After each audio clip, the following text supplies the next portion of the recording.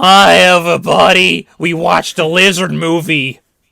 Well, it was the lizard movie and the monkey movie. It was more of a monkey movie. It really was, yeah. So, now let's put that up. Spoilers.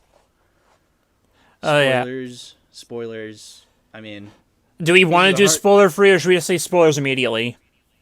Um, we can do spoiler free for now, and then at some point we'll switch to spoilers. Because I'm going to So, say I don't think it's that much for a spoiler to say that it's more of a Kong movie than a Godzilla movie. yeah, that's true. I just want to give people the chance to be like, oh, no spoilers. So, but we can start with spoiler free. Yeah. Spoiler free thoughts. So, yeah, me and Citizen Hal are here. Yes, that's true. I am Citizen Hal. He is SpaceTree Studios. No, that's the channel's name. You are William. Also known No, as I am. SpaceTree. No, actually, I am a James from Frills Productions. I hijacked the channel. Nice. Now everyone has to watch the video. Exactly. James reviewed the Dark Crystal. One of these days. One of these days, I'll get him. We might be able to convince him to do a commentary on Shiny Cast one day. Ooh, that would be nice. I'd love to do that. I All ar- right, we're getting off track. Godzilla versus Kong discussion. Yeah. Okay, so just, I guess before anything, just a real quick, did you like the movie or not? I loved it. Alright. I'm gonna say I definitely am very new to the whole Godzilla and King Kong, the whole just kaiju movie subgenre anyway. I'm fairly new to this kind of stuff. But even with that said, and even with my mixed thoughts on the whole MonsterVerse as a whole, and even with my mixed thoughts on this movie in general, I definitely have a ton of issues with this movie. It's a guilty pleasure movie for sure, where even if I have so many problems, I love it so much. It's a lot of fun, and I feel like I'm going to watch this movie a lot in the future as one of the ultimate guilty pleasures. Recently I rewatched King of the Monsters to prepare for this movie, and I realized that's another movie where it's yeah, there's a lot of dumb shit in this movie, but I will absolutely watch it again and again just because of the dumb shit and the awesome shit. It's a lot of fun. Okay. And I feel like this movie is that, maybe a little better, maybe not, maybe on future viewings it'll get a little worse, but I feel like no matter what, I'm always going to have something to appreciate with this movie. Alrighty. I like the movie. I basically kind of it basically gave me exactly what I thought I was gonna get. It was the kind of movie I expected it to be. So, take that how you will. Yeah. I still think Skull Island's gonna be my favorite overall, but I like my time here. I don't know if I'm gonna like this one more or less than King of the Monsters as time goes on. And I'll explain that as we go on. Right, yeah. But yeah, I liked what we saw here. I'm just gonna say this right now, though. I can definitely tell that they kind of took the knife to this movie and cut a lot of stuff out. Yeah, the more I mean, because we just watched the last part of it. Yeah. I did. You watched it again today. I've seen it twice already, and technically I just watched the last 20 minutes of it again. Yeah. And yeah, and I definitely do feel the more I think about it, there is I feel like I was promised a lot, and while I'm not disappointed that I didn't get everything, I feel like I was still satisfied enough, but I do feel like a lot was cut out. I mean, Yeah. because this is a crossover movie, and those are usually huge. When Captain America: Civil War came out, that was a huge deal, and that was a long movie. When BVS came out, that was a long movie. I mean, and it was, and that was the theatrical cut that was long, and then the Ultimate Edition was even longer. So Yeah. crossover movies are usually the longest movies, and I feel like this is probably the shortest MonsterVerse movie, if I'm not It mistaken. is. Yeah, I figured. All the others are at least 2 hours long. Yeah, I was thinking about that. It's Mind you, it's not that much. It's only about 15 minutes shorter, basically. yeah, I mean, 'Cause- it's just under 2 hours instead of over 2 hours. It's it's still an hour and 53 minutes. So, Yeah. that's Well, still that's also long. including the credits. That's also including the credits. Yeah. So Yeah. now with that said, and even with that said, I feel like the movie with all it's been cut out, and even as short as it is, I didn't mind that, Yeah. because I think I was thinking about this like the second time I think I was watching it when I watched like Justice League, the original Justice League, and how like that was 2 hours and like that was mandated to be 2 hours, and the movie kind of suffered for it. It feels like a lot was cut out of that movie, and it suffered because of that, and it was just made awful.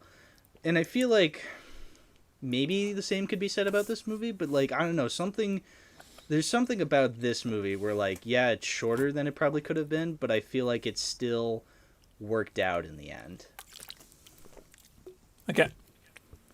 Like Yeah. I feel like it's I didn't mind the shorter runtime because I Oh feel yeah. like I mean, if I feel anything, I'd prefer that for some things. Because, like, I don't sure. always want to be sitting here for 2.5 hours. And, like, you look back at a lot of the older movies anyway, those usually are only about 90 minutes or less, even sometimes.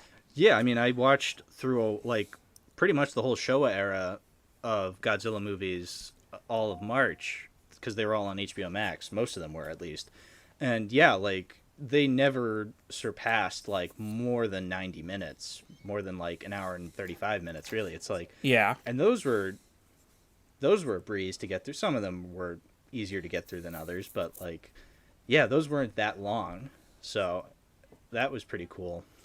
And I feel like, and yeah, and I don't think like a movie is automatically made bad because it's much shorter than it probably could have been. Like No, just absolutely because, not. Yeah. and I feel like it's just weird that like this is like a crossover movie for this franchise, but it's shorter than all of the other movies, and I feel like that's kind of weird when like this is supposed to have more than the previous ones. This is like the big event movie of this franchise. Well, you also gotta think, like, it also a matter of the other movies had the job of setting up the world, whereas this one was just kind of living in that world at this point. Yeah, that's true too. And in terms of, like, actually the event in and of itself, this is probably, like, the longest, most uninterrupted fight scene in the whole series so far.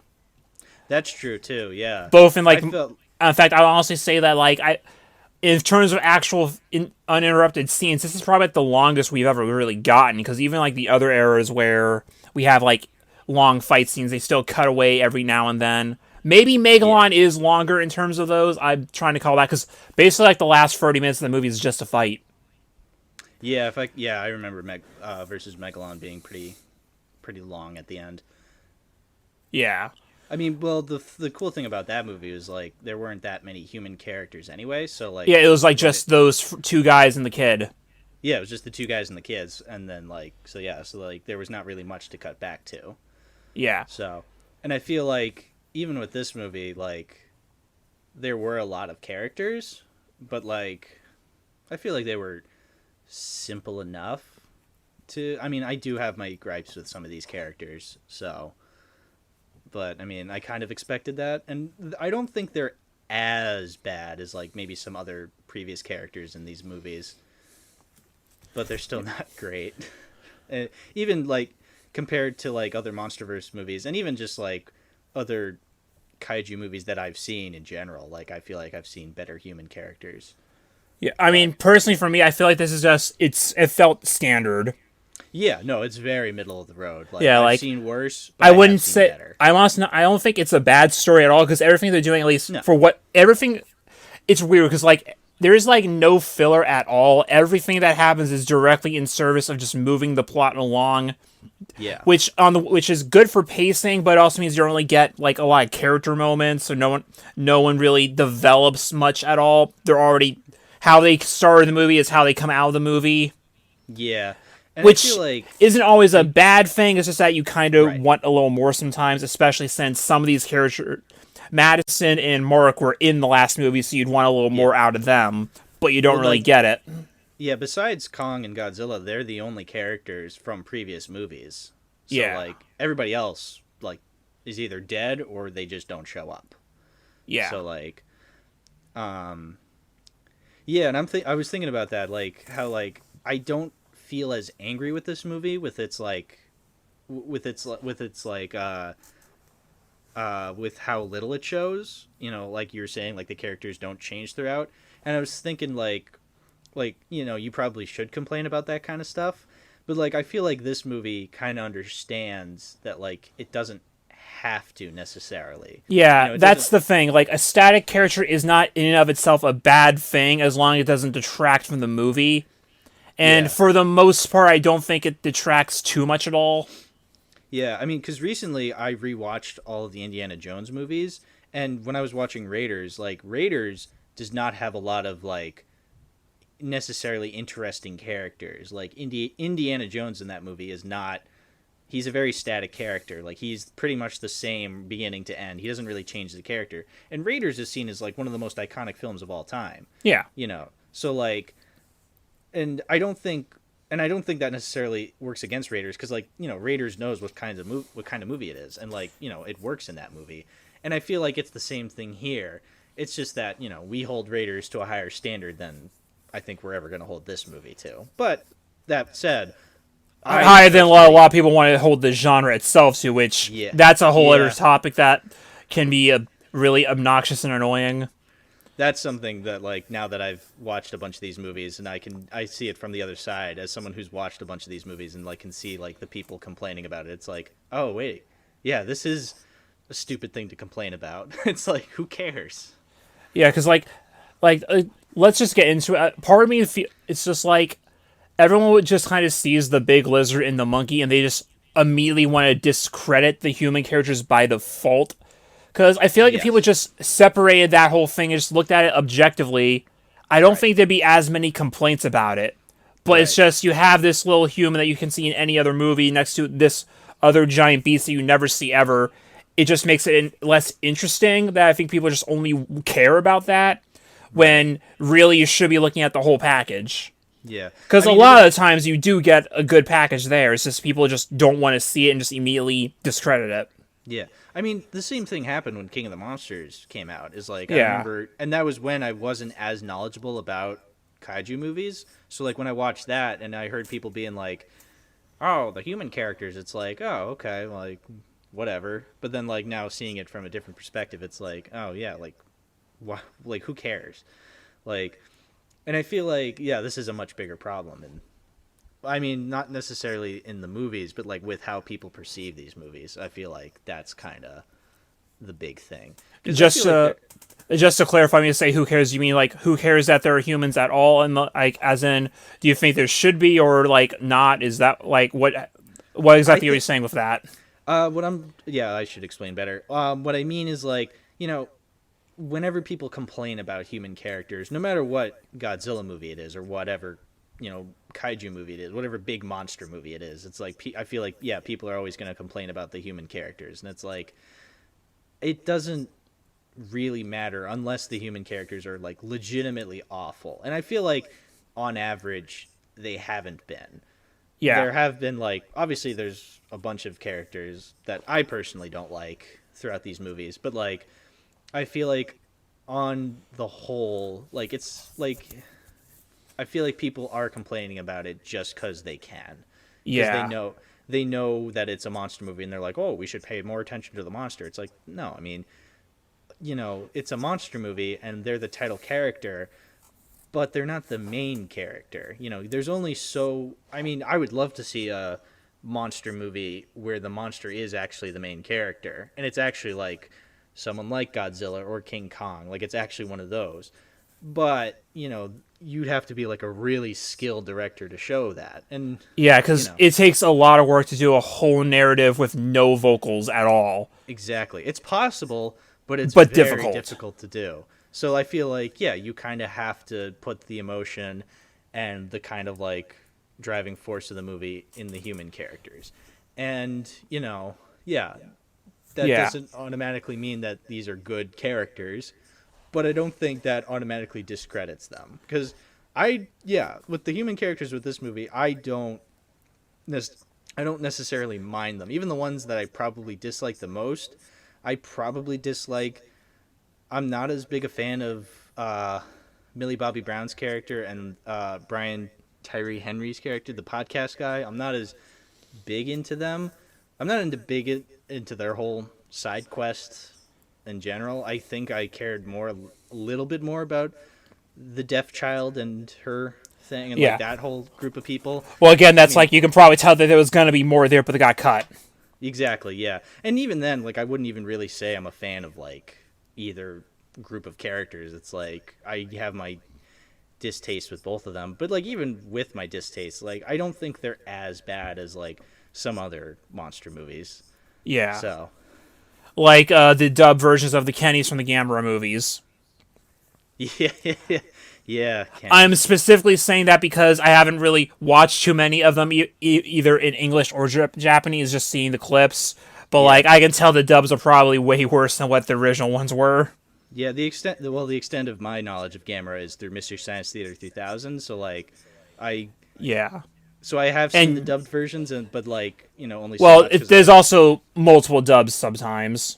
that's true too. That's true too. So you gotta figure they're probably picking the worst dub on purpose. Well, yeah. I mean, it's what makes it funnier. So, but yeah, I mean, personally, my least favorite human character in any of these monster movies is probably Emma Russell in King of the Monsters. Like, I legitimately do not like her. I really get annoyed with her as a character in that movie, and I mean, I've kind of lightened up over the years. Like the first time I watched the movie, I was just like, oh, I fucking hate her. But like now, You I'm say just over the like, years, but it's literally just been two. yeah, well, it's felt much longer. So, but I just don't like her. Pandemic. Pandemic, yeah.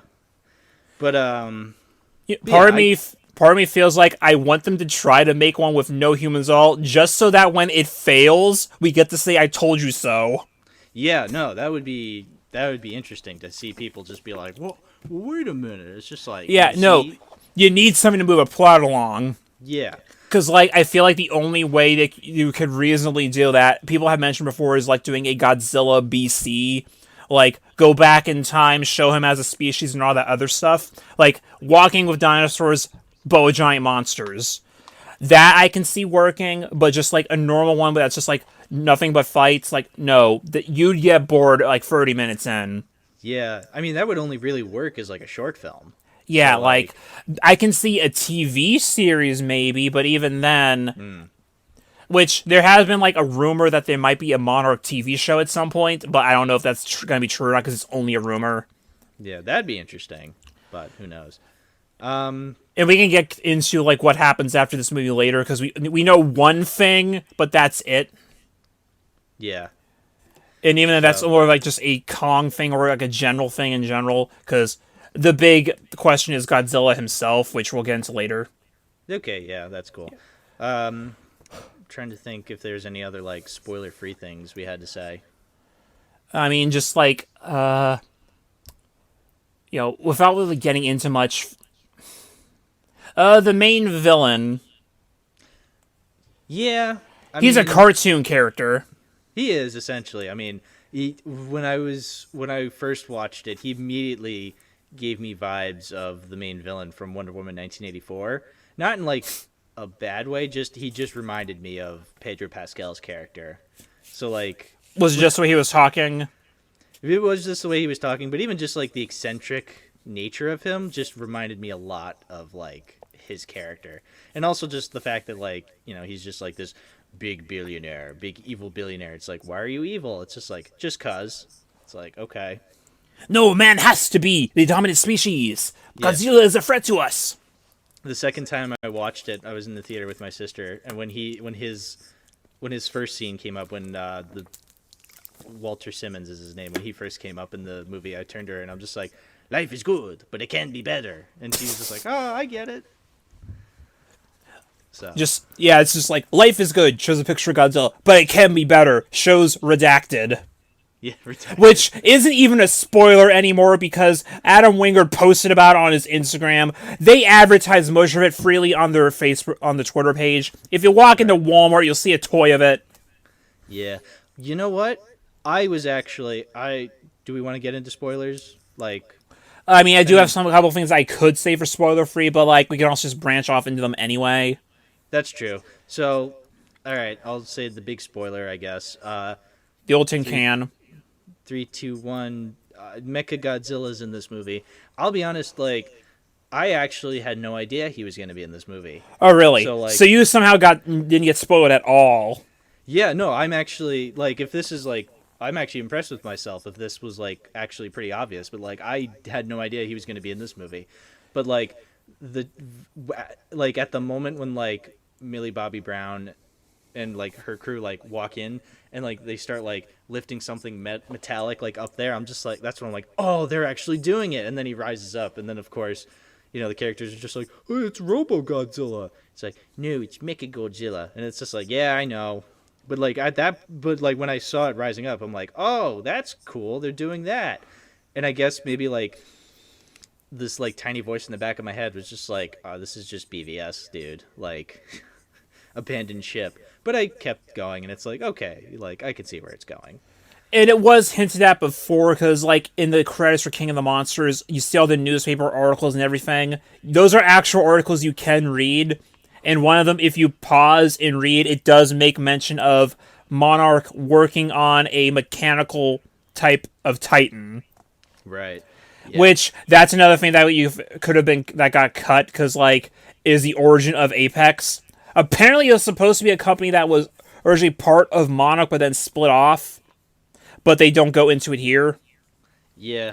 I mean, it just kind of shows up. I mean, I wasn't really complaining because I'm just like, oh, okay, it's Yeah. a new I'm actually, company. Okay. I'm just going to actually talk about this now, because I feel like some of the questions we have could be answered by this.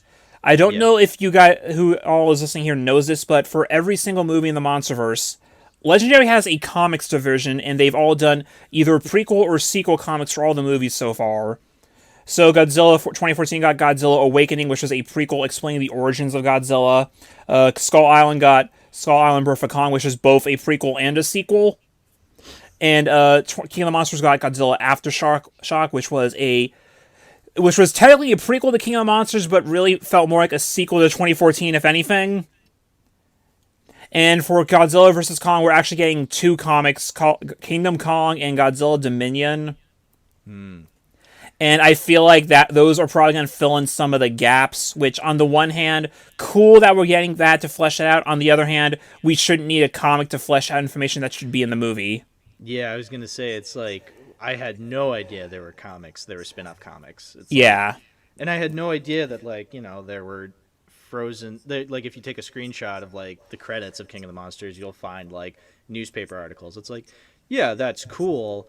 And obviously, I think the newspaper article thing at the credits, like that's more of like an Easter egg. Yeah. Whereas like the comics seems like, oh, we're filling in the gaps, and it's like, well, you really should be filling in the gaps like in the movies. It's like, It goes both ways, because you can also assume maybe it was in the movie but then got cut. Maybe it was going to be in both. Maybe it was only in the comics. We don't know. yeah. I mean, it's one thing to like do a spin-off comic to just like, give people more, to be like, to anybody who's like interested in wanting to read a comic book that's a spin-off of a movie. It's another thing entirely to be like, oh, it's actually explained in this comic, and it's like, well, why didn't you explain it here? And even then, only the diehard fans are going to buy the comics. Yeah, see, I wouldn't have known. But like, I mean, guess now that I'm becoming a bit more of a diehard fan, it's like maybe I will buy those comics. they are doing along with that. They're also releasing a Titanthology, which has both the Skull Island comic and the King of the Monsters comic. That'd be cool. Yeah. Yeah. So you get 2 in 1 at that point. Though I'm going to say even now, really all that you really need to know for the King of the Monsters comic is that it explains how Godzilla's spikes look like that now. No. Yeah, that's the big thing. Basically, he does a super cool explosion move to kill the one bad monster, and his spikes get all fucked up. Right. Okay. Yeah. Really, it just kind of establishes what the Russells were doing after 2014, which you don't really need to know, but it's cool that it's there.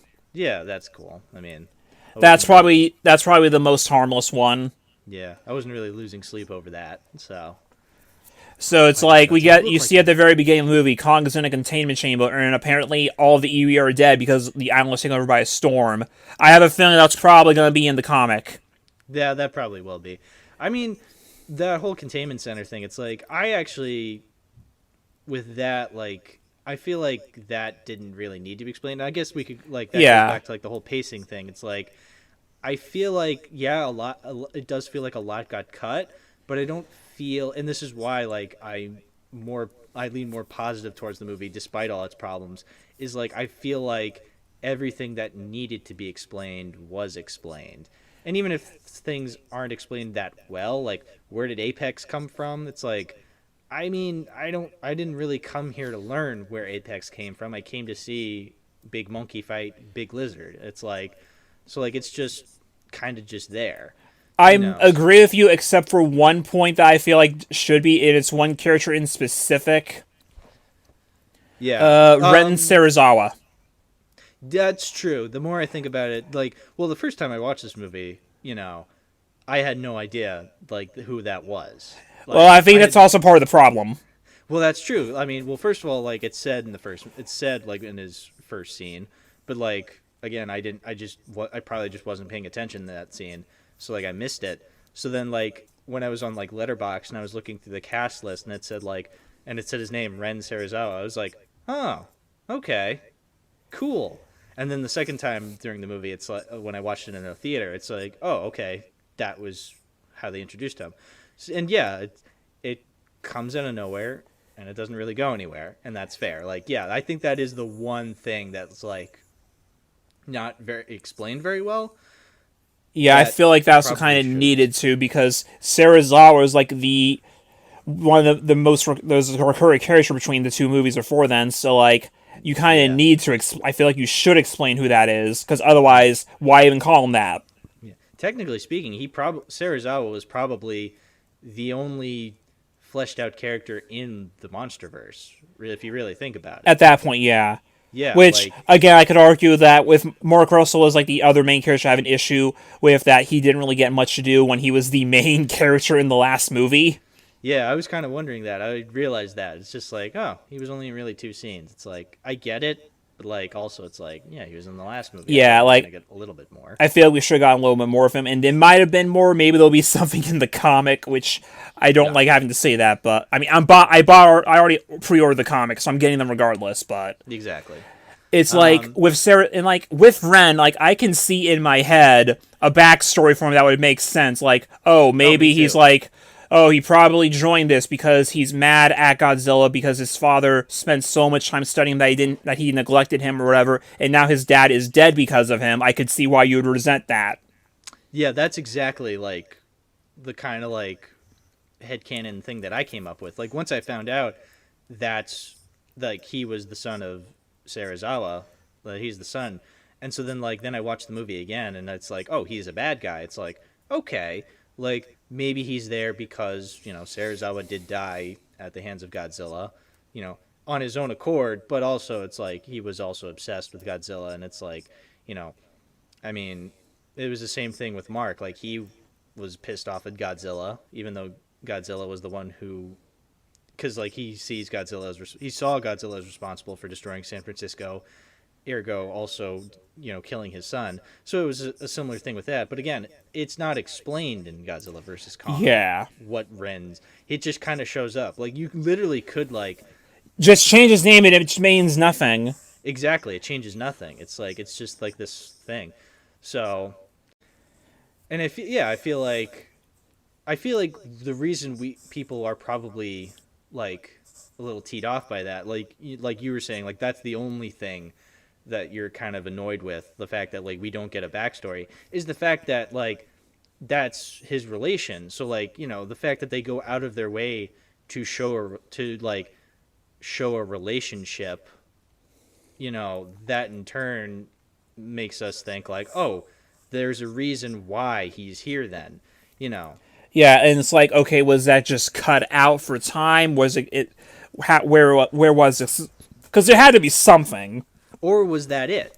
Because it's like, and I feel like this is now that I'm thinking more about it, like this is a thing that's like happened, that's like popped up in like recent years. Is like Especially character with Warner names are Brothers. important. Yeah, character names are important now. Like when you name drop names like that, it's like that sounds important to us. Like us as audience members have to like see that as important. And when you don't really expand upon that, we feel kind of cheated, or at least we're just like, well, what was the point of that? I thought you were about to talk about movies getting cut up like Warner Bros. But yeah, that's another thing too, especially with these kinds of cinematic universe type deals, which, especially now for this, that has to mean something because it has to be something that means something for this movie specifically. Because in terms of movies, we don't know if we're getting another one. So, Yeah. like, you name drop that. You can't just do that to set up for another movie, which, also, spoiler, this character was dead at the end of the movie, too, so... Yeah, exactly. Well, that's what I'm thinking. Like, what was the point of name dropping? Like, you could change the Yeah. name and nothing would essentially affect the storyline. Yeah, I that, mean, that 'cause, had to mean something at some point.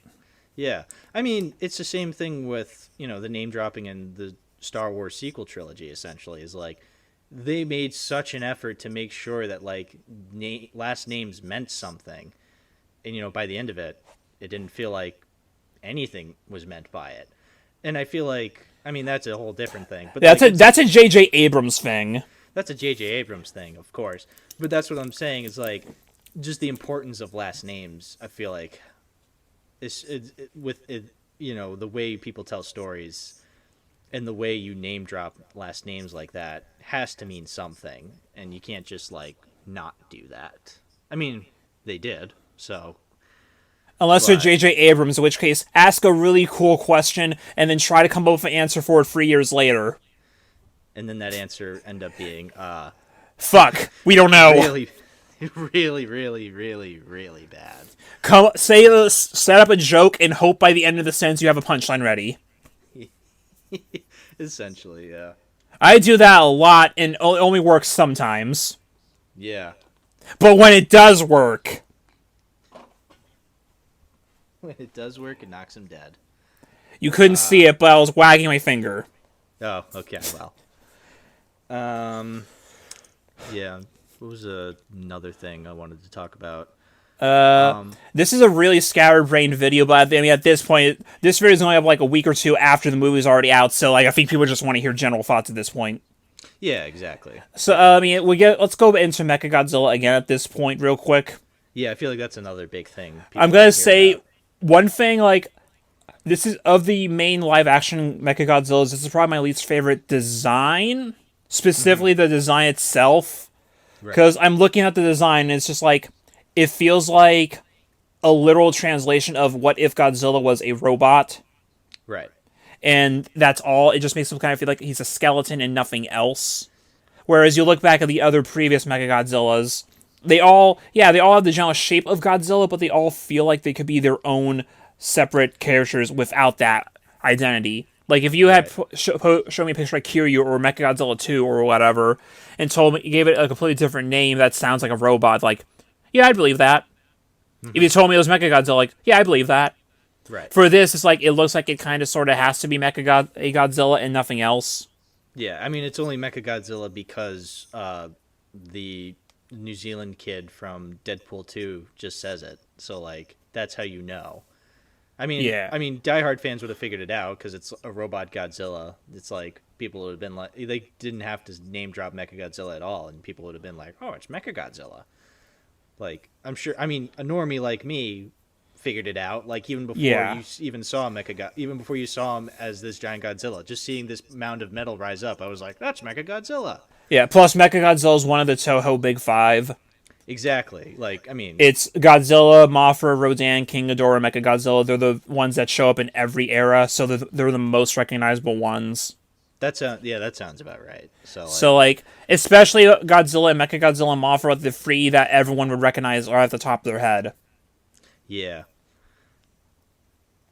So yeah, that and being for Mechagodzilla. So obviously, yeah, I've seen a lot of people are not a fan of the design. Yeah, So, and I'm only talking about just the design itself, because in terms of what he actually does, I like it.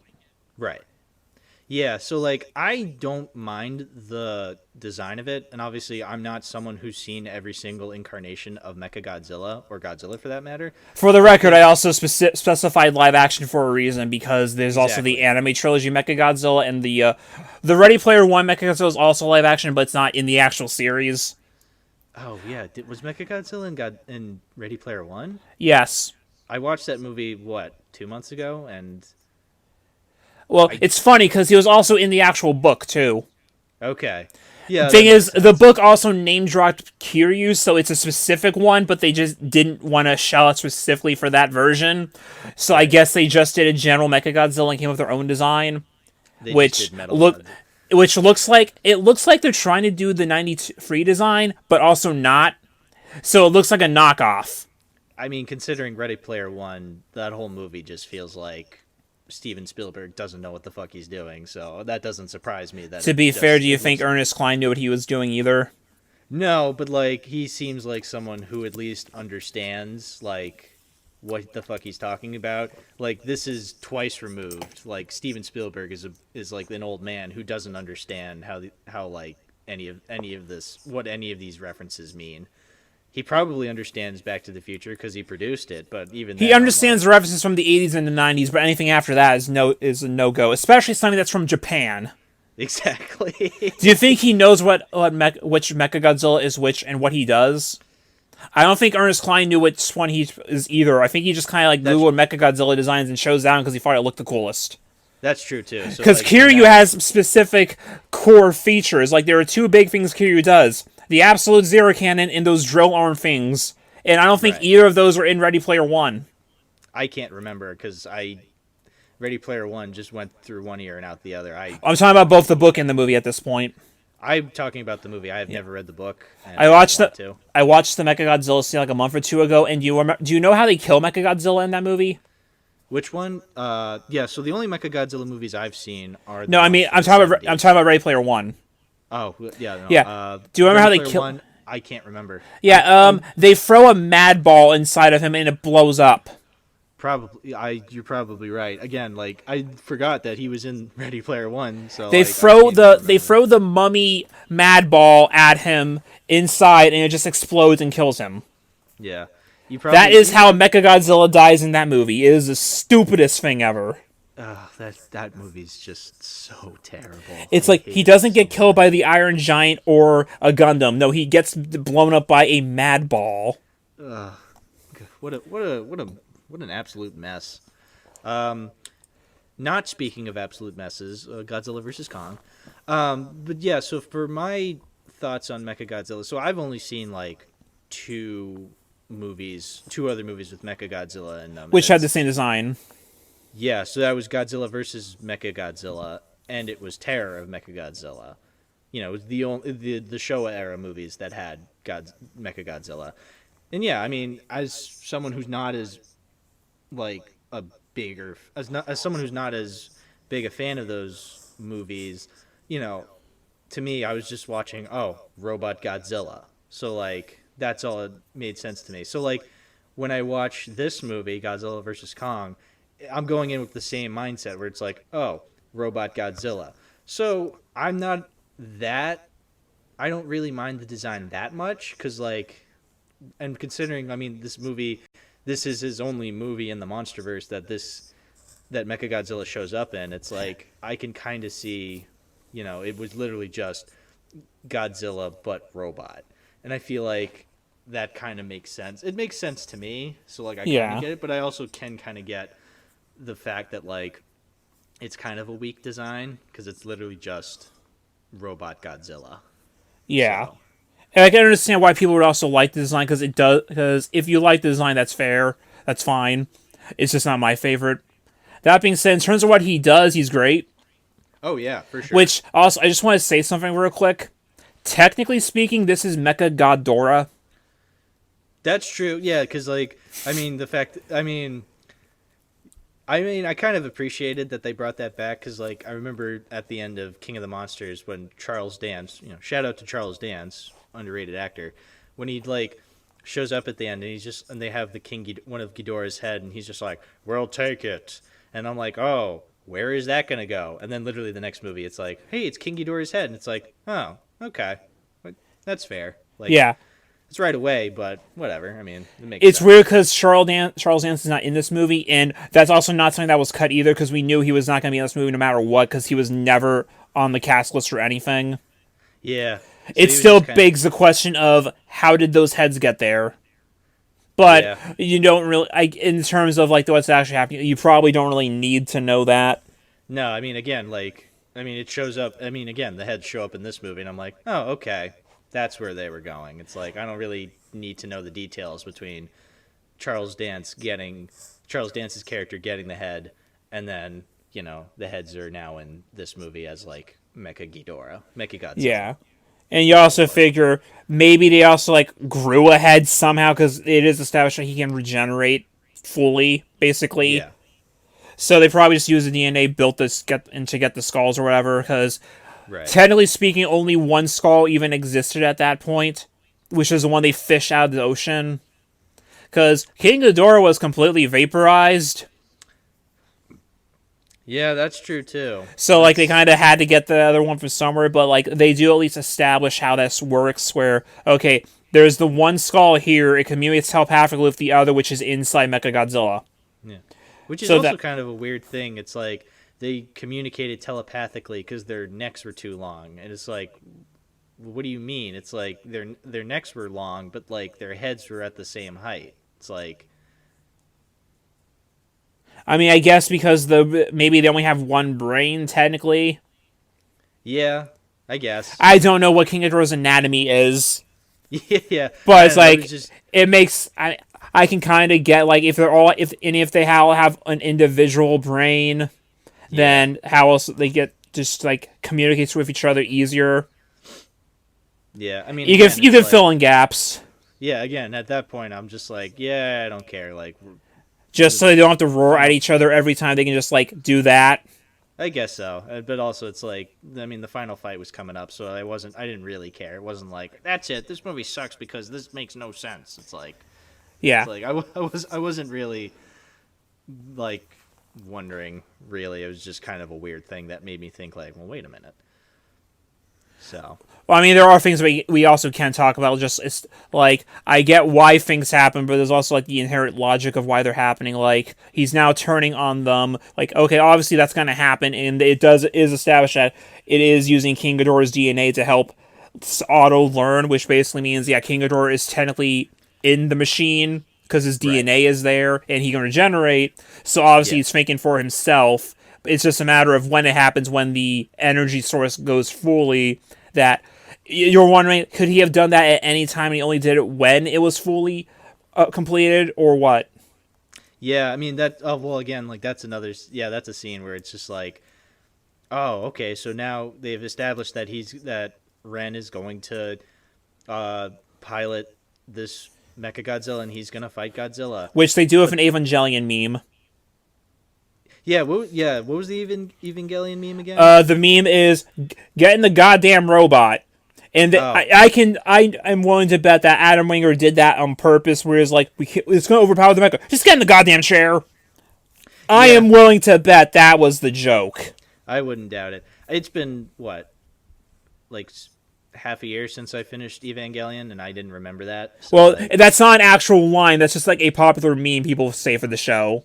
oh, okay, It's a joke. It's a joke about the show. It's not actually in the show. yeah. There's a lot. You could tell me a lot of things about Evangelion, and I'd probably believe you, even though I've technically watched the whole series. Hey, remember when Shinji and Rei go to the child orgy? Just kidding. That's from It. Oh yeah,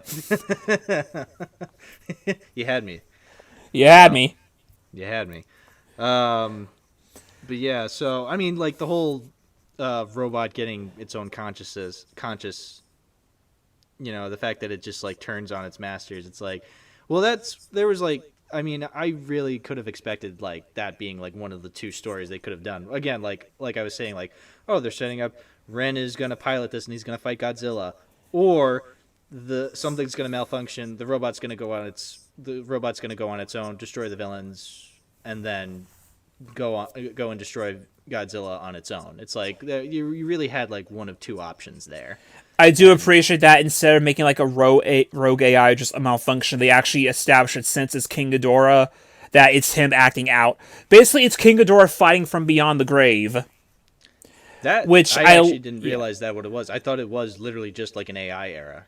No, But because like if it the is way King that, Ghidorah, well, that's the way I took it, that since it's King Ghidorah's DNA that is communicating with it, I figure, yeah, King Ghidorah took over, basically. okay, That's how I interpreted it. that'd be a cool interpretation. Again, even though I saw it as like a AI error, I still like bought it. I was like, okay, like yeah, Well, I see like that. I think that also is what they were going for because when they first like go to that room, you hear a sound effect. It's really quick, but you can pick up on it that King Ghidorah's roar is heard when that thing powers up. Okay, yeah, no, that would have made sense. So like So when Millie and the gang are walking for the hall, it's really quick. But you hear like the "Bah!" Like is that King yeah, Ghidorah? And then yeah, yeah, there's the Ghidorah skull. And when he's powering up again the second time, you do hear some of the Ghidorah roars there. So it right, is him powering up, yeah. That'd be cool. Like it's Ghidorah fighting for Beyond the Grave. That's such a cool idea, but like which also explains why he immediately deliberately attacks the buildings and the people because it's King Ghidorah.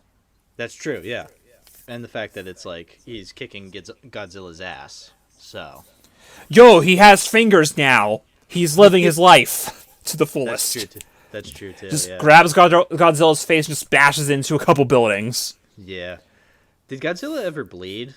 Oh yeah, he 'Cause, like, bleeds. Not. I I was don't know if he thinking, bleeds in this movie, but he bleeds in other movies. I know he bleeds in other movies. Like this movie, like I saw, because like you see Kong get hurt, and you see Kong like get like scratched up and stuff, but you never see like I don't know. I don't remember ever seeing Godzilla like bleed, so I don't. So I don't think I He was ever might, like but it might just be like a real quick thing. Maybe there's something when yeah, he pulls the axe out of his leg at one point.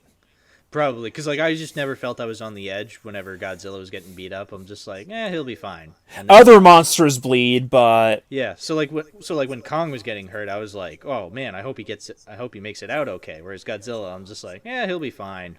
So yeah. um. Yeah, do you want to talk a little bit more about Kong because I feel like we've been talking a lot about Godzilla. I I feel mean, like we've been talking about everything except the two title characters.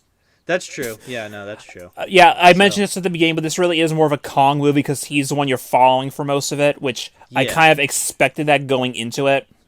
I didn't expect it, but like as someone who was a little leaning towards Team Kong, I was kind of appreciative of that. And even then, like I understood that like Godzilla was probably going to kick his ass, but like even Well, then, like the I reason I mean, expect, yeah, you go. I mean, going into this, I didn't really have a preference either way because like when like something like BVS or Captain America: Civil War came out, when those like versus crossover movies came out, like I had a little bit more of an idea of who I wanted to win. Like with Civil War, I was Team Cap. With BVS, I leaned a little more towards Batman.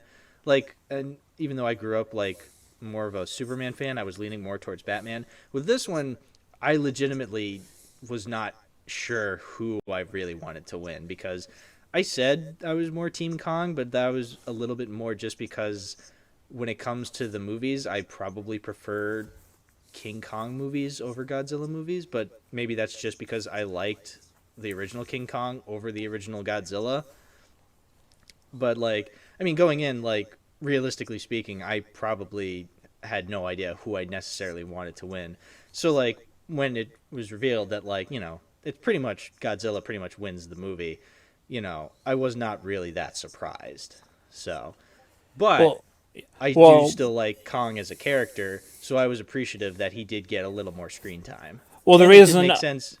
the It reason did make sense. yeah, I think we're about to both say the same thing Yeah, you go. You go. because I kind of expected this to be more of a Kong movie than Godzilla because Godzilla had two movies, whereas Kong only had one. So you kind of need to spend more time with Kong at this point. Yeah, that's exactly what I was going to say. And also it's like yeah, and I feel like Kong you do get a little bit more emotion out of him because he's a monkey and he has more facial expressions. You can get a little bit more facial expressions out of a monkey than you can a lizard. Yeah, So, which they do at least do the best. There is apparently a mandate by Toho that said you have to make Godzilla appear emotionless because he's like a big god, nature incarnate type thing. which is But such a which is weird. weird. Well, I get it, but still, like this is kind of silly because like that works in some context, but not in the context of him being a hero because you kind of need some at that point. Yeah. Which I mean, is also weird because like watching the movie, I feel like they did not listen at all to that mandate because this is like the most expressive he's ever been. yeah, I feel like I feel like I got I mean, maybe I'm still struggling to figure out what some of the faces mean, but I do feel as though like Godzilla is making a face a lot of the time. Like, You he know, looks pissed off like half the time, or down like sadistic sometimes. exactly. Yeah, especially when like there's the scene when like he pretty much the scene that like my second time watching, I'm like, all right, this definitely shows that like he won. It's the scene where it's like round 3 technically. So like that's actually something I did notice the first time around is like I appreciated how like they technically had different rounds where each one kind of had the upper hand. So like when they first fight, Godzilla technically wins round 1. Yeah. Because it's in the water and he has the upper advantage with that. And And then Kong has to submit by lying there, and the humans have to turn off the boats and everything to make Godzilla think he's won. exactly. And then round 2, I mean Alexander Skarsgård's character literally says, "Looks like round 2 goes to Kong." And it's like, yeah, and I feel like that's a natural progression of how this fight would go. Like Godzilla wins the first round, Kong comes back and totally kicks his ass, and so then he gets round 2. But then you get kind of a round 3 where like they continue to fight in Hong Kong, and like Godzilla totally like you know scratches him, throws him down, and like totally just roars in his face, and like He that's the scene. crushes his chest. He digs his foot in and just turns around and Yeah, digs in there. Because it's like, yeah, he does the roar. Kong roars back, but at that point, Godzilla already knows he's won. exactly, and that's when like that scene is when like Kong is pissed, so he roars back. I love that scene. That's such a cool scene where like because like it's literally just these two characters, no dialogue. It's all in the visual storytelling. It's not the greatest piece of visual storytelling ever, but like I appreciate that as someone who loves to watch film and loves visuals in films. It's like, yeah, I'd love to see that kind of stuff. So like, and yeah, Godzilla walks away and like Kong is just like out, and you're just like, all right, that's fair, he won. So and that's when I was just like, yeah, Godzilla won, and then like And that is kind of a definitive victory, too, because Kong is almost dead at that point. yeah, but then that's when Mechagodzilla comes in, and that's when it's just like, all right, now the two of them, that gives an excuse for the two of them to fight them. So like, it's a victory, but none of them had to die. Yeah, So which is what I wanted, because I didn't care who won the fight as long as neither of them died. yeah, because I feel like I feel like, at first, like I didn't think there was going to be a definitive winner. It's like I feel like Hollywood would have gone the whole. I feel like the movie would have just been like, oh, none of them win. It's like I feel like I was kind of expecting that, but then I heard like Adam Wingard was just like, no, I'm making this movie with a definitive winner, and it's just like, Yeah, okay, and it's like kind of, he's also said that multiple times, which is what kind of felt to me like, yeah, okay, they probably actually will be definitive winner then, because the first time he said it like a year or so back, it's like, yeah, okay, whatever, that's just PR. But the fact yeah, that he has said it multiple times since at that point, it's like, okay, then there has to be a payoff then at that point. yeah, and I think the payoff worked. Like I think. Yeah, out of the two of them, I think Godzilla probably would be the winner in this situation. Yeah, And it's realistic because like everyone will yeah, always bring up that like yeah Godzilla just has like so much more over Kong at this point that yeah, it kind of makes perfect sense that Kong would have to win.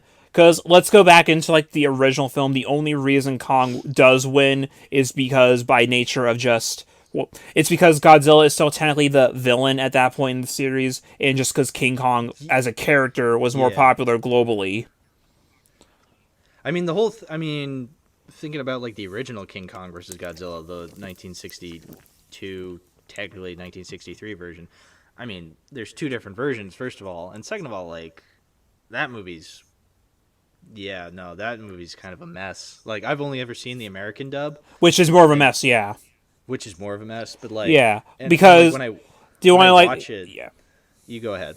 Because I was just to say, like, the main issue with that dub is that they completely divorced it of the context. Because the original movie was a comedy, it was a satire, but when they dubbed it and changed everything around, they didn't pick up on that and they played everything completely straight. Right. And then they filled in those useless talking scenes for no reason. Yeah. And even then, like when I first watched that movie, I don't feel like I got a definitive answer of who actually won. Like, yeah, King Kong like swims away, and I guess like I watched it a second time actually the day I watched Godzilla versus Kong, I rewatched the original '60s version, and I was like, okay, I got the original '60s version, the American version, and I was like, okay, yeah, King Kong won, I guess, because he just Yeah. swims away. But they never say like Godzilla's dead. They're just like Yeah. Godzilla's not found. It's Well, like, they do that purposefully too. yeah, I figured that as like a sequel hook, but like that kind of, but like even then, like just the movie just didn't feel like it made like an actual effort to show who the actual winner was. Whereas I feel Yeah. like this movie did. Because That's even at actually the very end, we talked about this before, but it would, but so off recording. But we talked about this, but like after the fight with Mechagodzilla, Godzilla does like approach Kong, still ready to fight. Kong just has to accept the fact that yeah, I'm not gonna win this. He drops the axe and submits, and Godzilla does his victory roar and swims away. yeah. I like how this movie kind of tackles that because I feel like it doesn't really even though there is a clear winner, it doesn't lean one way or the other who the movie prefers. Like I think it shows both of them as like equal fighters. It's just that there is a clear winner. But it does like I feel like both characters kind of get their moments to shine. So like you do have these when you watch these scenes, you do have those moments where you're like, "Oh, maybe Kong will win, but or maybe Godzilla will win." And it's just like at the end of it all, it's like there is a clear winner. But I feel like it was a fair fight.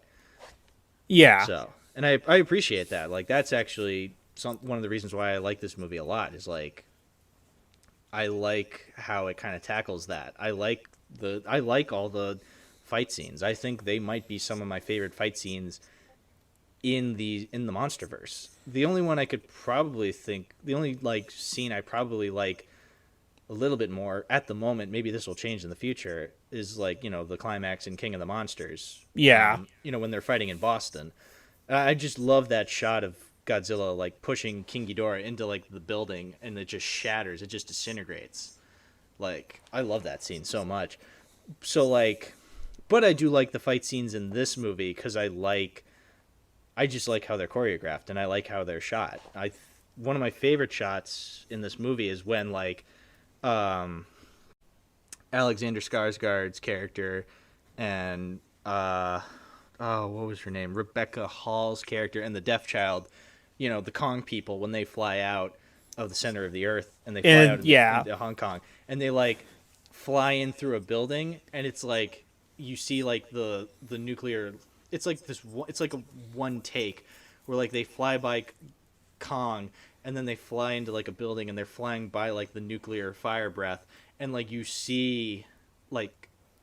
like they like pass by Godzilla and like you hear his roar as you fly by. And I yeah, like that scene because whenever you see Godzilla's nuclear breath, you always see it like you always see him like spit it out first, whereas I feel like you see the breath first here and then you see, or like when you see the breath you see the fire and then it cuts to Godzilla, but like here it's immediately you see the breath and then it like you see him like fly by and it's kind of hard to explain, but like I know the shot you're talking about. Like they're flying around the beam and to avoid it.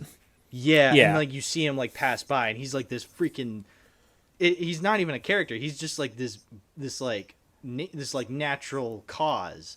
He like it like, and I just think that's really cool. I was like that's so cool. I yeah. was I'm excited gonna to say see that it, like, on the probably big is. screen. I'm gonna say it probably is the coolest shot in the movie. Though I'm gonna Yeah, do a quick shout out. Daikaiju Legends on Twitter did an amazing video for this scene where like they're flying out of there, going past the reference, like everyone's screaming, and then you just hear, "Oh, it's like we're on a ride at an amusement park," and then it cuts to the Cat in the Hat.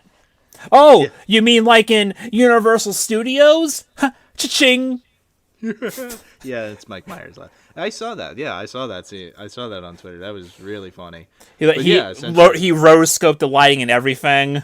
yeah, that was impressive. I was like, wow, dude. He put all Good that for effort. you. He put all that effort into just making a shitpost. That man puts so much effort into his stuff.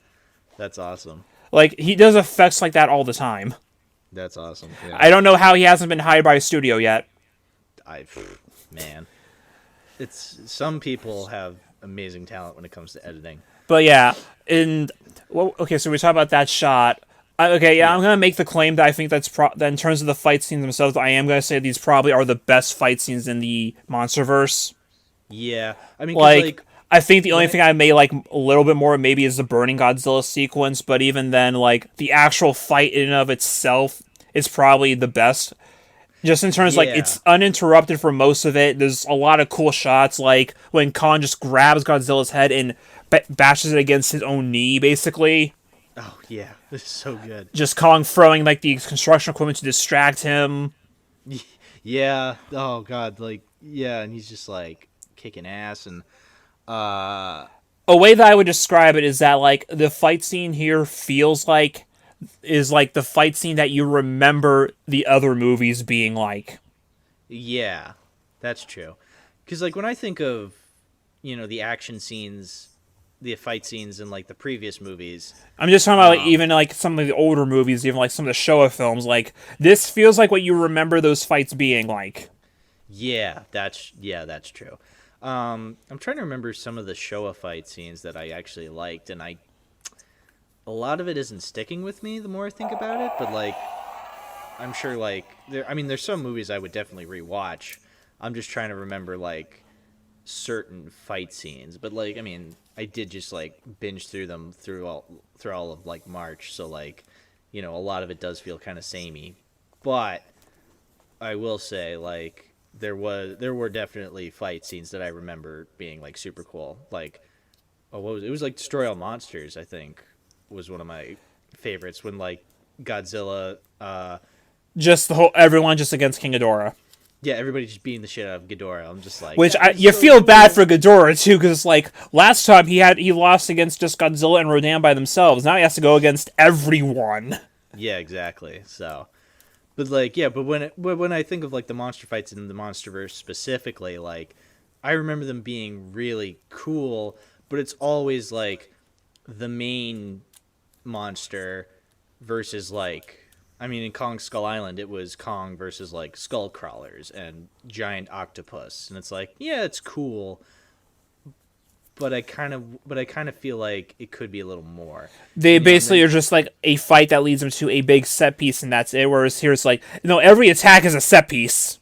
every attack is a set piece. Yeah, that's a great way of putting it. It's like yeah, the fight is like this spectacle, and then like that this is what you're here for. Whereas it's like the fights in those movies feel like they're just there because, well, it's a monster movie. Of course you're going to have fights. Whereas like they feel a lot more purposeful. They feel a lot like I feel like there's a lot more punch to these, no pun intended, to these fights too. I feel like, there's definitely like you definitely feel the punches made like in this movie. Like when Kong, like I remember when I first watched the movie, I asked my sister because I watched it with her on HBO Max, and she's like 12, so like, and she's never seen a Godzilla movie in her life, but like, you know, one of her favorite scenes was like when Godzilla jumps on the battleship, and it's Kong and Godzilla during the first fight when they're on the battleship, and Kong just like punches Godzilla in the face.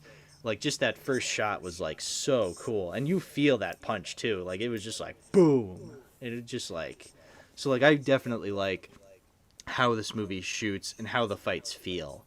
Like so they Yeah, feel like a step up in that regard. yeah. Which, if this is the last one, it's like at least they ended the fights on a high note. Yeah, yeah. That would be interesting if this is the last one.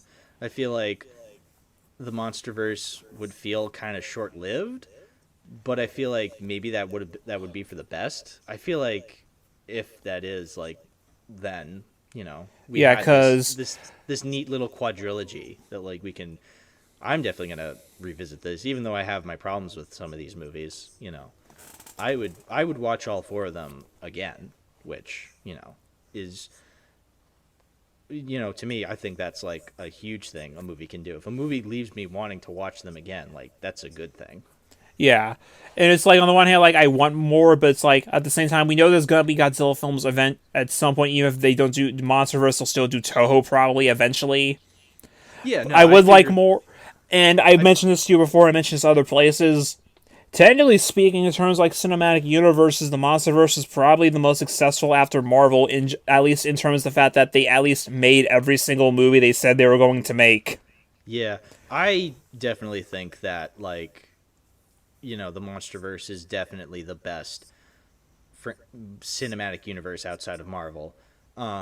Not that I there's much competition, mind you, but well, that's what I was gonna say. Like, yeah, I mean, on the one hand, there's not much competition.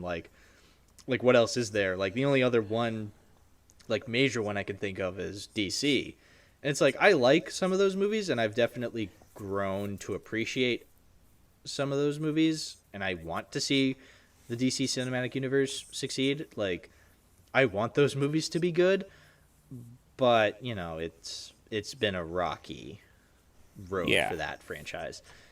I mean And then, like, you that's have the others that try, like the Dark Universe, which made one movie and then failed, and you have the Hanna-Barbera one, which made one movie and failed.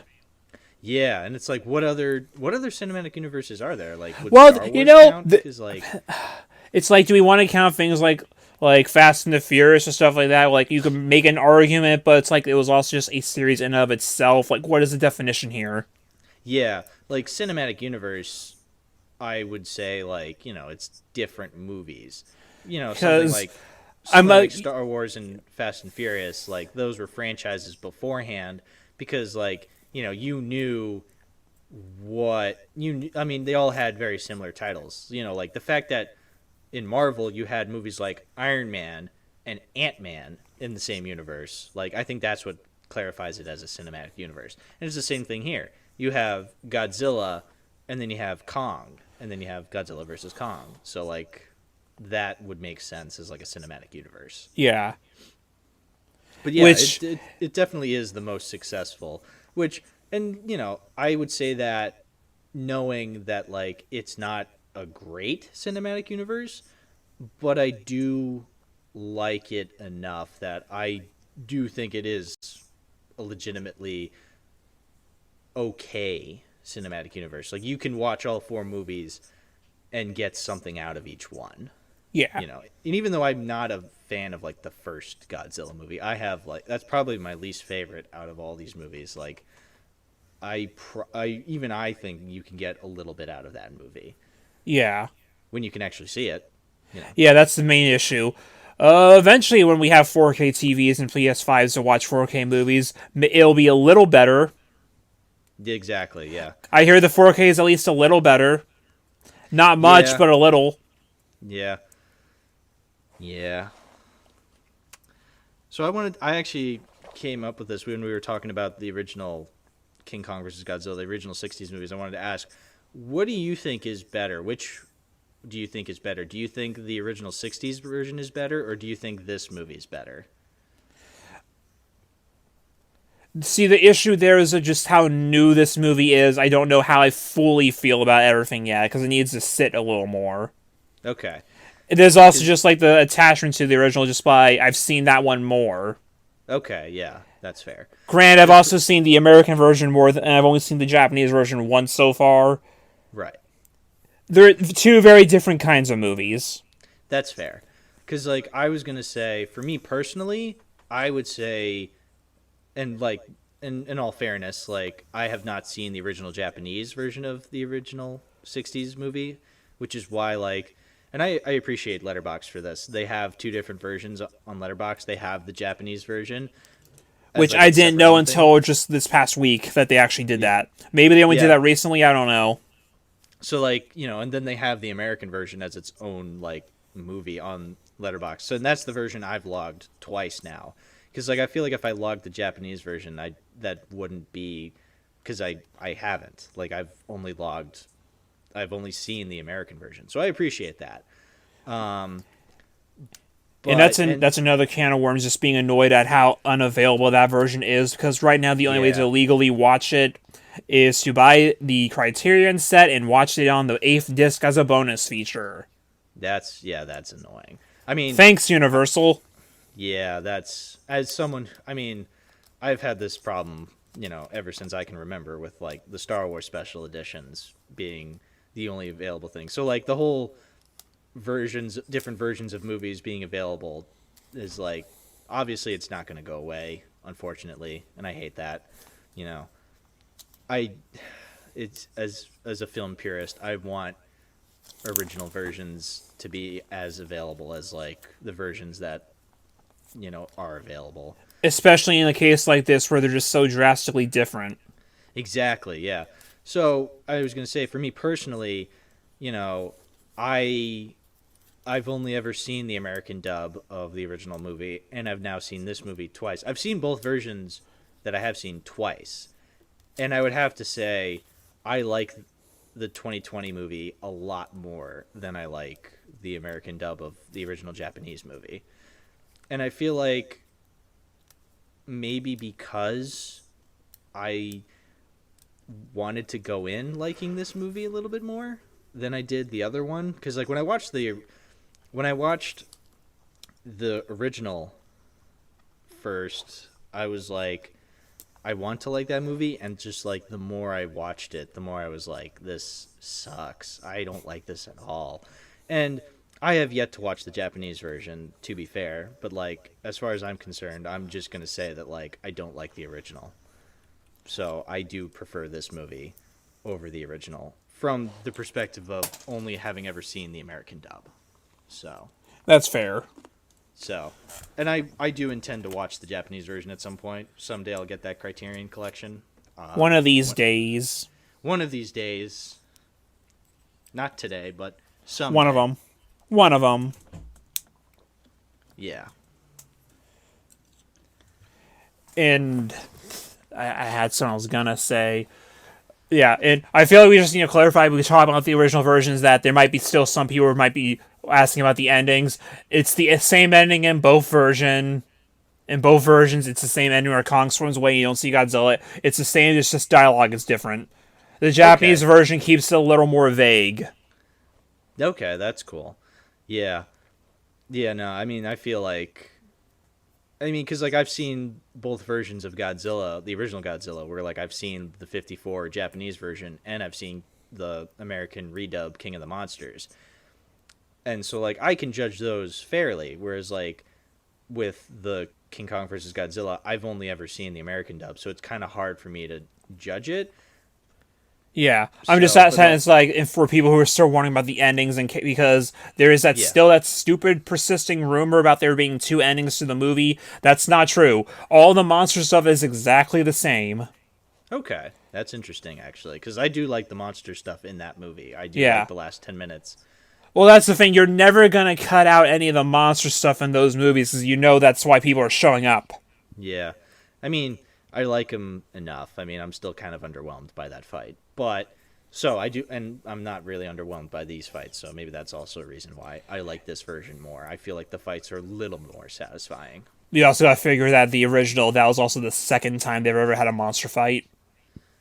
Yeah. Because they did it once before in Godzilla Raids Again, and they also fucked up when they did that fight because they accidentally recorded the footage wrong. Yeah. Yeah, even when I first watched that movie, I'm like, this is kind of a mess. Well, it was made in Supposed 6 to like months. this? It was made in Yeah, 6 no. months. Yeah. If that answers any questions, they made it in 6 months as a cash grab.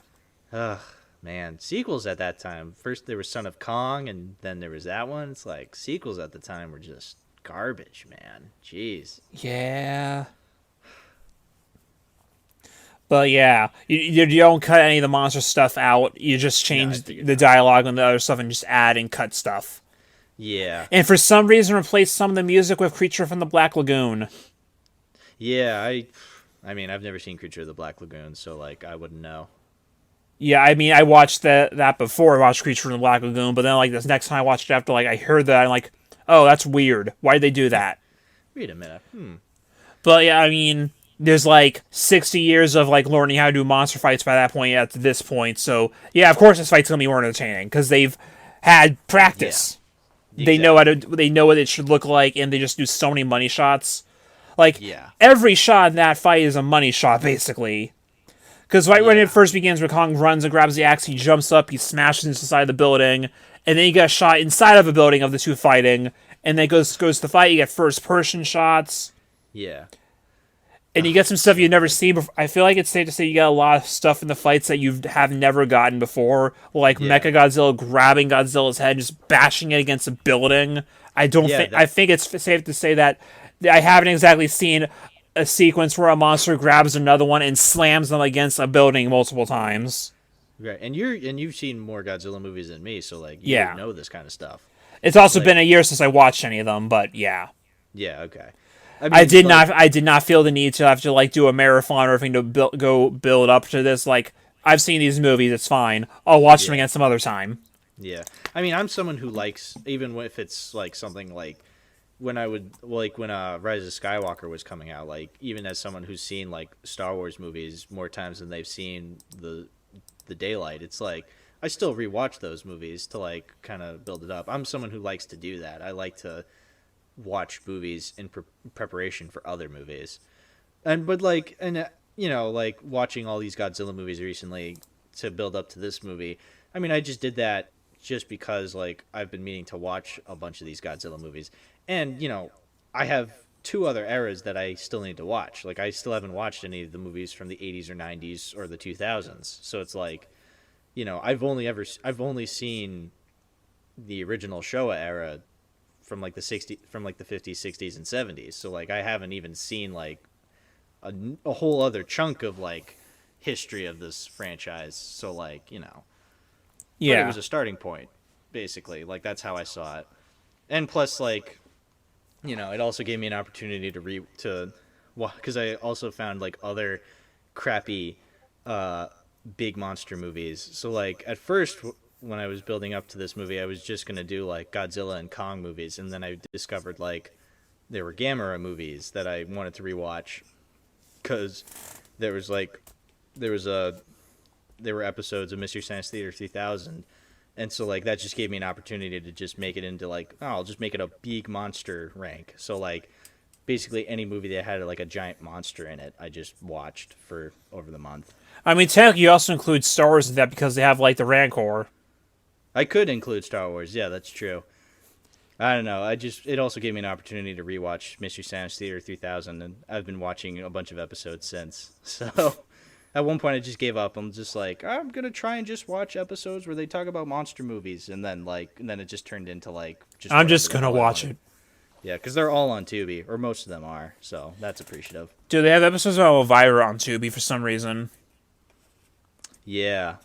So plus that seems like a show I should probably have on Blu-ray anyway, because I love that show so much. So There are DVDs of them.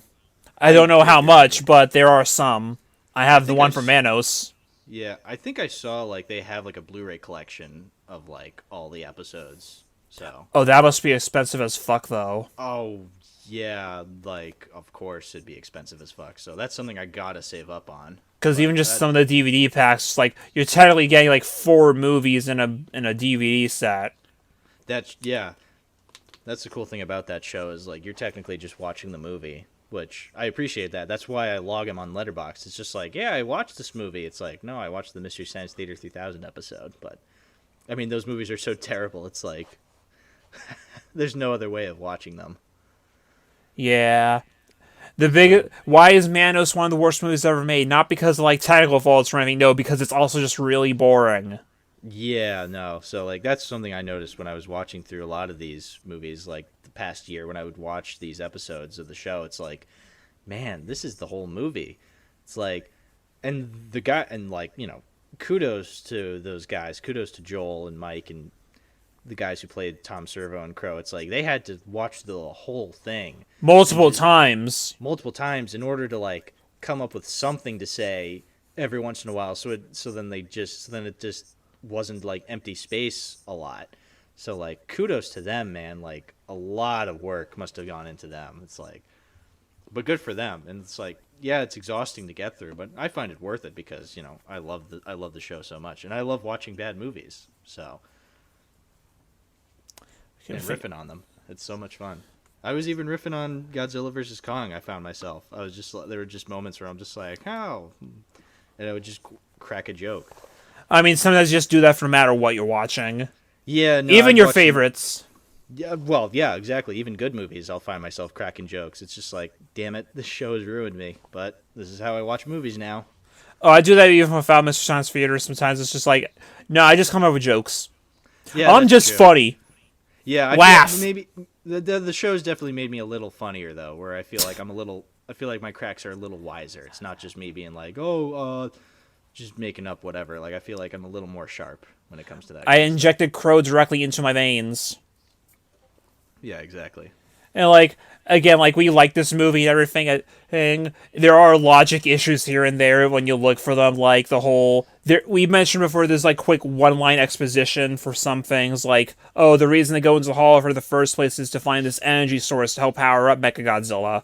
Okay, so they Yeah. go there. They find the energy source. How do they get it to them? You think okay, so they're gonna dig some up and send it to them. They dig some up, and then you see a thing on the screen that says downloading. And it's like, Yeah. you're downloading energy. Yeah. That is not how that works. And they, Yeah. and they have to throw in a quick throwaway line saying, we should be able to recreate it shortly. Like, okay, so you've seen the genetic makeup and you're recreating it. Okay, a bit of a stretch, but sure, fine, I guess. But, Yeah. like, come on. Future technology, I guess. It's like Because they don't really go into it too much, but, like, this movie takes place, like, 5 years after King of the Monsters. 5 years. Okay. Yeah. Yeah. No, I. There is a Yeah. time leap. That would probably make sense. Yeah. Um. I mean, even if it, I mean, it wasn't implied, but even then, I was still just like, yeah, time has passed, whatever. So, It's like this movie's not perfect. No, it's no. just it's trying to be fun. That's really all it's trying to do. Yeah, and I feel like it does succeed in that. Like, for all its logical inconsistencies, which I was expecting, but even just with like the stuff that legitimately did annoy me with this movie, like I feel like it still ended up being fun. You know, that's Yeah. that's what I was expecting. Or what I was wanting. I wanted it to be a lot of fun, and it was. You know, At and this point, I feel like Godzilla's gone on long enough that you can have a movie that's just trying to be fun, and then you can have later you can have like the ones that be more serious, like Shin. You'll get everything eventually. There's gonna be something for you. Not everything's going to be, but not every movie exactly. has to be. He Well, whatever. well, Not that's every interesting. movie needs to be a Shin Godzilla. Not every movie needs to be a Godzilla versus Kong either. You can have it both ways, but like you Exactly. can have both kinds of movies. Yeah, I mean, because like when I first watched, like when I literally first watched the original Godzilla from 1954, like it kind of like threw me in through like it caught me off guard how serious that movie is, because like even as someone who'd never seen like a Godzilla movie, technically, I mean, I technically watched the 2014 one like a couple years ago, but like I had never really seen a Godzilla movie. So seeing this and seeing how serious it took itself, it really caught me off guard. And I'm like, do you see the puppet that's like not the puppet, the guy in the suit that's rampaging around Tokyo? It's like I'm supposed to take this seriously. So like the first time I watched that movie, it really caught me off guard. And then I watched it again and I'm like, "Oh, wait, no, this movie actually rocks. Like I love this movie." But like yeah, like the whole tonal thing in Godzilla, it's like but like I mean that is an interesting way of putting it. You can have it both ways. It's the same thing with, a character like Batman. You can have That's the like the exact comparison I would use too. super dark, super serious, but he can also be really funny and it works either way, Yeah. you know. Like So Batman is the Godzilla's the same exact way. comparison I would use for this. Yeah, absolutely. So, and I feel like yeah, this movie understands, or it feels like it does understand what kind of a movie it is. So like, even with all its dumb shit in it, like, and even with its dumb shit, I still find it funny. Like, there's a scene early on when like, it's before the first fight happens. It's when the deaf child's like it's when the deaf child is like in her bedroom on the ship, and like she feels the wall, and she can hear Godzilla coming, and it's like, oh, the deaf child heard Godzilla coming before everybody else did, and I was just like, this is so stupid, but I love it. Well, It's I think really the funny. implication was more that the vibe she felt the vibrations, but Yeah, but like I feel like if it's a ship, like shouldn't it, and it's tracking itself to make sure it's avoiding Godzilla, you'd think it would kind of pick that up beforehand. But I mean, I mean, again, it's like it's just a little thing. Like it's not like that moment ruined the movie for me. I just thought it was Yeah. really funny. And the alarm does go off like a second later anyway. Exactly. Yeah. But I just thought that was really funny. And like, and I feel like and I remember I said this in like my letterbox review or I said it in one of my letterbox reviews where I said or maybe I'm thinking of like a script I'm writing. It's like one thing I like in a monster movie, and this movie definitely does that really well, is that balance between the dumb shit and the awesome shit. And I feel like it does that balance really well here. Yeah. So you have really stupid scenes that thanks to the pacing don't go on for too long, and then you have the awesome battles, you have the awesome fight scenes. So I feel like the movie works out in the end. you know I probably like it a little bit more than the average person because I don't know, it just works for me. Like I understand the kind of movie it's trying to be and I enjoy it because of that. So like when I see people giving it like, you know, scores like 3 stars, 3.5 stars, maybe 2.5 stars, like on Letterboxd, it's like, yeah, I get it. It's like it is a very middle of the road kind of movie where it has that fair share of dumb shit, but it also has the awesome shit. And I feel like I can see the dumb shit and the awesome shit, and I understand what it's trying to be, and that's why like I like it a little bit more. Well, I'm So gonna that's also why. say there was also some people who probably just see the genre and just decide they don't want to take it seriously either, or just aren't gonna Yeah, give it a chance. I mean, it's also yeah. I remember, I think it was like a day or two ago. I looked on like the reviews on Letterboxd, and of course, the usual suspects of like the top people had already reviewed it, and like, oh god, I don't remember the name of this account, but like one of them just like literally made a reference where it's just like they made a Vine reference where they said, and they were roommates, and that's literally the whole review, and it's like 2.5 stars, and it's like, oh well, your joke doesn't even make sense. Like if you're gonna make it like a one joke review, like at least make it make sense. Yeah, at least say, and then they kissed. Yeah, like I probably would have like that would have been funnier. Like it's still stupid, but like at least there's a joke there. At least it's a Like joke that we've all made for the past 2 months. exactly. It's like I get it. You know, it's just like and then like and then there's all the so like you have those reviews from people who are just like, ha, funny Vine reference from 8 or 9 years ago, and then you have the people who are just like talking about their life story, like going on like this thing where they're just like, I expected this to just be like, and they're just like blah blah blah blah blah, and it's just This like, happened to my buddy Earl. yeah, it's just like just get to the point, man. It's like, did you like it? Did you not like it? It's like, who cares if? I mean, I don't really necessarily care if people don't like this movie or they love it. It's just like, as long as what they're saying like actually makes sense, like I'll take the dumbass Vine reference jokes because at least it's just like they're shorter to read than like you know. And I'm not saying that like long reviews of movies are automatically bad. I'm just saying like As long you as they're can actual criticism and not just something pointless, where you can, exactly. or if you can tell that they were just never gonna give it a chance in the first place.